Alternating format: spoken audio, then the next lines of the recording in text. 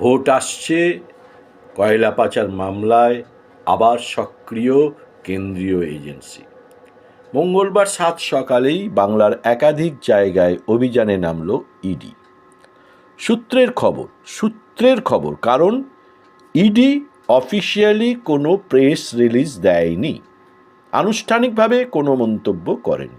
সূত্রের খবর, কয়লা পাচারের কালো টাকা হাওয়ালার মাধ্যমে কোন পথে কার কার কাছে গেছে তার খোঁজেই এই অভিযান ইডির।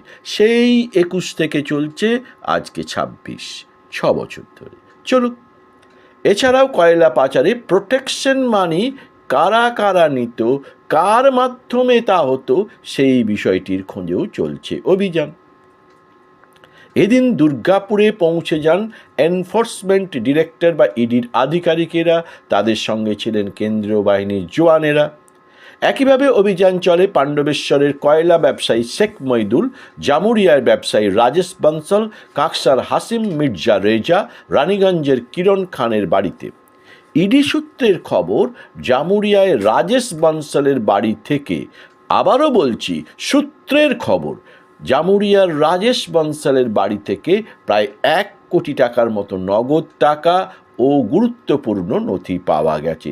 কোনোটাই কিন্তু ইডির অফিসিয়াল প্রেস রিলিজ নয়, এটা মনে রাখতে হবে। দুপুর ৩টের পরে ওই ব্যবসায়ীর বাড়ি থেকে ৩টি হলুদ রঙের বস্তা হাতে ২জন ইডির আধিকারিক বের হন। তাদের পাহারা দিয়ে ব্যবসায়ীর বাড়ি থেকে গাড়ি পর্যন্ত নিয়ে যান কেন্দ্রীয় বাহিনীর জওয়ানেরা। মনে করা হচ্ছে এই ৩টি বস্তার ভেতরে রয়েছে উদ্ধার হওয়া টাকা ও নথি। এর আগে এসবিআই এর ৩ জনকে দেখা যায় এই হলুদ রঙের বস্তা নিয়ে ব্যবসায়ীর বাড়িতে ঢুকতে। পরে জানা যায় তাতে টাকা গোনার মেশিন রয়েছে। সূত্রের খবর, এরপরই টাকা গোনা শুরু হয় এবং টাকা গোনার ফলে দেখা যায় ১ কোটি টাকা রয়েছে। যাই হোক, সেটা কিন্তু অফিসিয়ালি প্রেস রিলিজের মাধ্যমে নয়, সূত্রের খবর। একই সঙ্গে এদিন সকালে কেন্দ্রীয় গোয়েন্দা সংস্থা এনফোর্সমেন্ট ডিরেক্টর ইডির আধিকারিকেরা আসানসোলের জামুরিয়া ৪ নম্বর ওয়ার্ডের হাটতলা এলাকার সাবান ফ্যাক্টরি লেনে হার্ডওয়্যার ব্যবসায়ী রাজেশ বানসালের বাড়িতে অভিযানে আসেন। সূত্রের খবর, এদিন সকাল ৬:৩০টার দিকে প্রায় ১৬ জন ইডির একটি দল ৩টি গাড়িতে রাজেশ বানসালের বাড়িতে পৌঁছায়। অভিযানের সময় সিআইএসএফ নিরাপত্তা রক্ষীরা পুরো এলাকা ঘিরে ফেলে। ১৩ সদস্যের একটি আধিকারিকের দল ওই ব্যবসায়ীর বাড়ির ভেতরে তল্লাশি চালানো শুরু করে। সূত্র অনুসারে রাজেশ বানসাল জামুরিয়া এলাকার হার্ডওয়্যার ব্যবসার সাথে জড়িত এবং রানীগঞ্জ এলাকায় তার একটি হার্ডওয়্যার ব্যবসাও রয়েছে।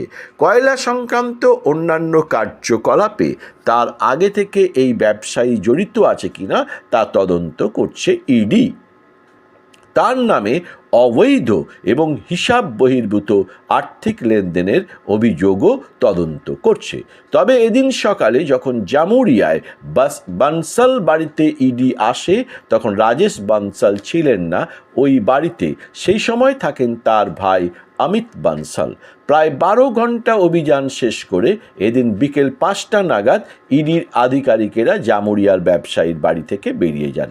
তবে এদিনের অভিযানের কারণ বা তদন্তের পরিধি বা কি পাওয়া গেল, কি নথি পাওয়া গেছে বা কতটা গুরুত্বপূর্ণ, সে সম্পর্কে ইডির তরফে কোনো আনুষ্ঠানিক প্রেস রিলিজ বা বিবৃতি জারি করা হয়নি।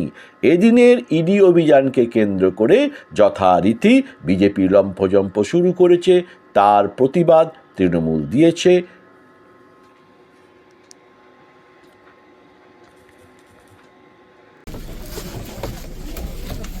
বলছি ম্যাডাম, কিছু কাউকে অ্যারেস্ট করা হলো?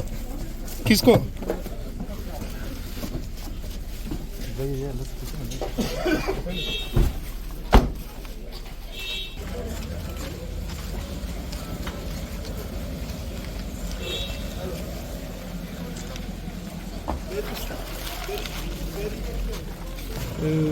वहीं खड़ा है।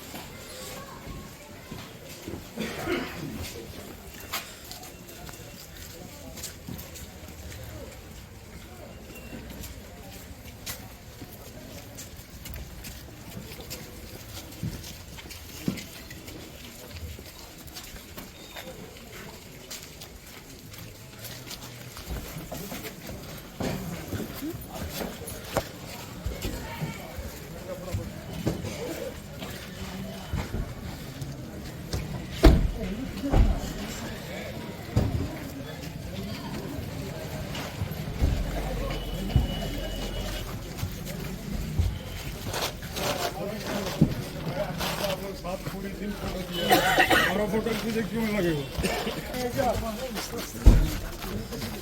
नहीं आपको दिखाई नहीं दे रहा है खाली